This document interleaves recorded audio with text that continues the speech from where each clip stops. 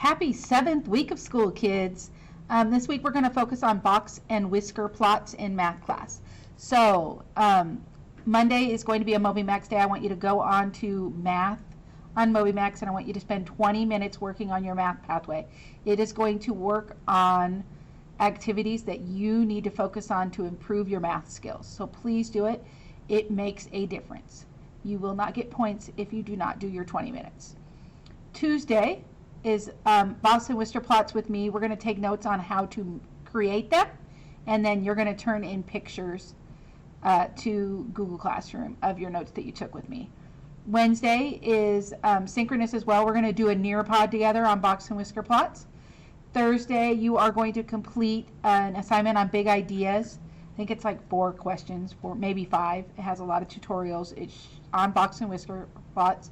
Make sure you attach your screenshot of your results and a picture to your work. And then Friday, you are doing a box and whisker plot quizzes with me and an exit ticket. I hope you have a great week, and I can't wait to see you. Bye, guys.